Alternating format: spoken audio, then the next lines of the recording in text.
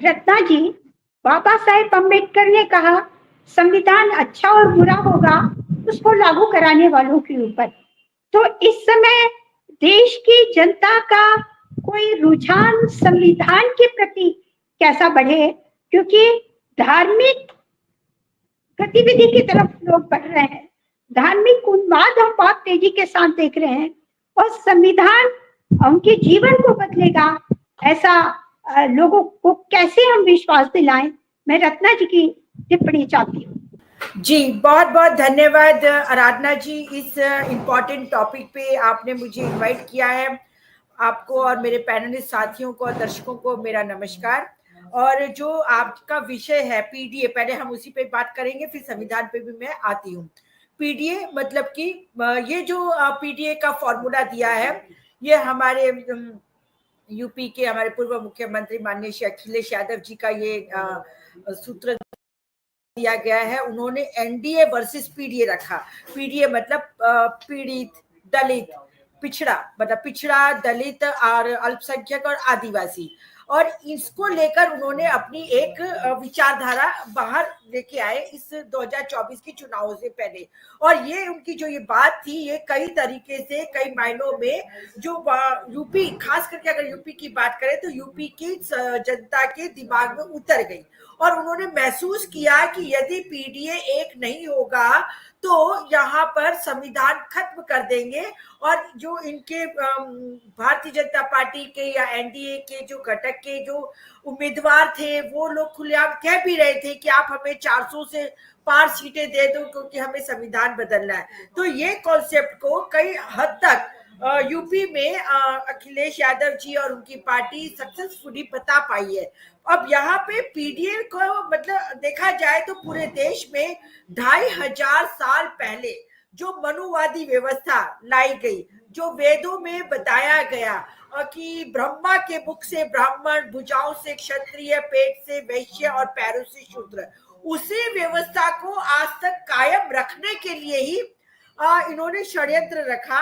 और षड्यंत्र रचने के तहत जो पिछड़ा था, जो दलित था, जो आदिवासी था या जो अल्पसंख्यक है, वो तब से लेकर अब तक पिछड़ा ही रहा है, तब से लेकर अब तक शोषित ही रहा है। अब अगर ये मैं बात करूं कि अगर कोई गरीब है तो वो पीडीए है, कोई अशिक्षित है तो पीडीए है, बेरोजगार है तो पीडीए है, भूमिहीन है तो पीडीए है, साधनहीन है तो पीडीए है, और यहाँ तक कि मॉब लिंचिंग होती है तो पीडीए वालों की होती है। सांप्रदायिक दंगों में जो इन्वॉल्व होते हैं और जो पकड़े जाते हैं वो पीडीए वाले होते हैं।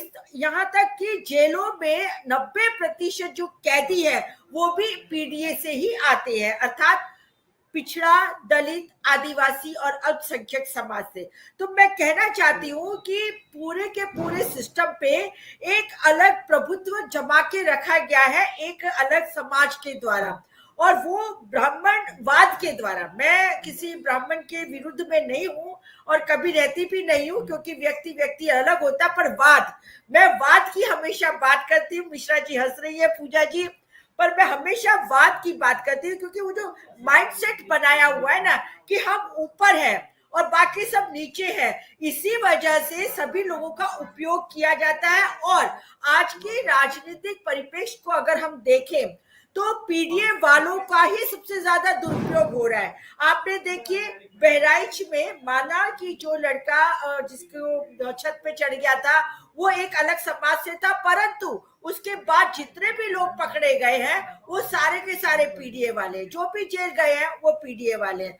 मतलब जो पीड़ित है, शोषित है, जो जिसको अभी तक साधन संसाधन में कहीं उसका कुछ योगदान नहीं, कुछ मिला नहीं, वही लोगों का उपयोग राजनीतिक तौर पर नेतागण करते हैं। और खास तरीके से भारतीय जनता पार्टी के लोग जो कि मनुवादी व्यवस्था को मानते हैं, जो फांसीवादी विचारधारा वाले लोग हैं, वही लोग हमारे जो समाज के जो यंग ब्लड है उनका दिमाग उन्होंने खराब कर रखा है, उसके अंदर जहर भर दिया है। और जिस तरीके से व्हाट्सएप यूनिवर्सिटी चलती है और एक के बाद एक वो जो बातें फैलाते हैं, उससे जो इंसान के अंदर वो एक ज़ॉम्बी बन के रह गया है।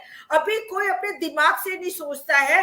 अच्छे अच्छे परिवार टूट रहे हैं, अच्छी अच्छी दोस्तियां टूट रही हैं, यहाँ तक कि क्लासमेट्स में भी झगड़े पैदा हो जाते हैं कि ये पीडीए की वजह से, ये कौमवाद की वजह से, हिंदू मुस्लिम करने की वजह से। तो यहाँ पर मैं ये कहना चाहूंगी, बाबा साहेब आम्बेडकर ने जब संविधान दिया था तो बाबा साहेब आम्बेडकर ने ये समझ के संविधान दिया था कि ये संविधान श्रेष्ठ संविधान है और इस संविधान के अंदर सबको समानता, न्याय, समता और प्रभुता मिलेगी। इस तरह से बाबा साहेब ने तो जब अम्बेडकर साहब ने जब संविधान लिखा तो उनकी जो उनकी आइडियोलॉजी थी या उनका जो मंशा थी वो बहुत ही साफ तौर पे बहुत अच्छी मंशा थी, क्योंकि वो खुद उस समाज से निकल के आए थे जिस समाज का शोषण हुआ था। इसलिए वो समझते थे कि शोषण क्या होता है, अपमान क्या होता है। तो उन्होंने ये संविधान में प्रोविजन रखे। परंतु आपने सही कहा, बाबा साहेब ने कहा था कि संविधान चाहे कितना भी अच्छा क्यों ना हो, परंतु यदि संविधान को चलाने वाले लोग यदि सही नहीं है, अच्छे नहीं है, तो वो कोई भी मायने में सही तरीके से संविधान चल नहीं सकता है।